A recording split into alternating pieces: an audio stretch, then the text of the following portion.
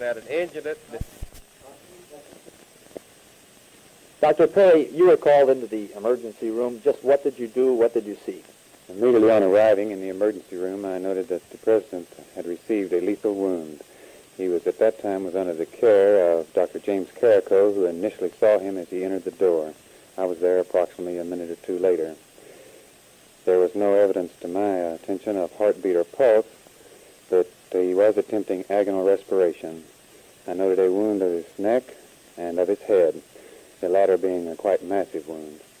At that point, I started a tracheostomy to assist his respiration. Did the president have a chance at all when he was brought in? No, sir. In my opinion, the wound was a mortal one, and his chances of survival were none.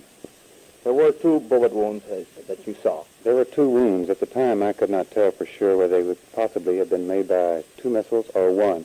It was my impression that there were 2 distinct wounds, one of the neck and one of the head. And these were large, massive wounds.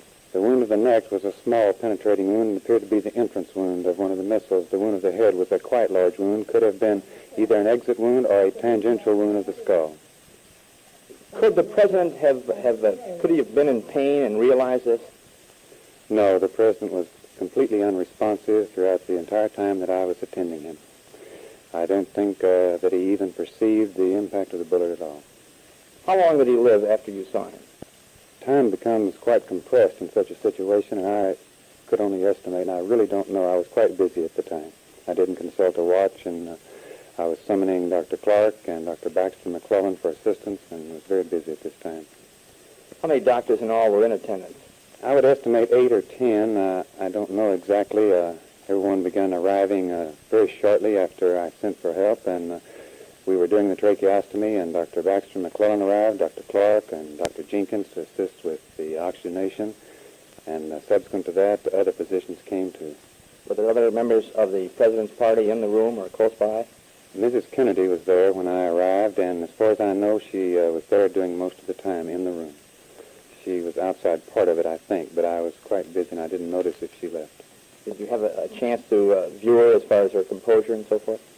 Yes, and I must say that on several occasions I did see her. She was well-controlled, quite composed, and I thought she acquitted herself quite well as befits the First Lady, and she was magnificent.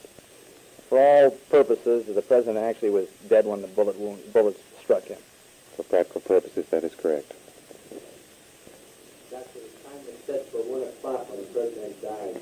Did that be verified?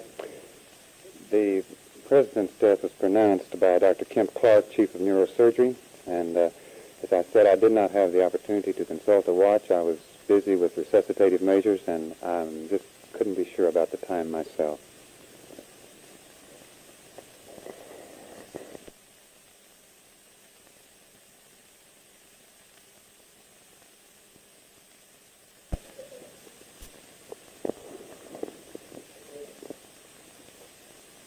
Doctor, I know all the doctors did all they could to help the president. Does this happen often here?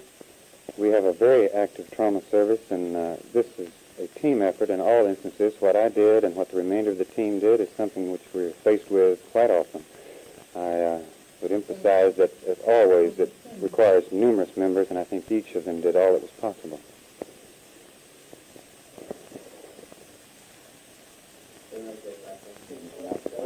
No, I know.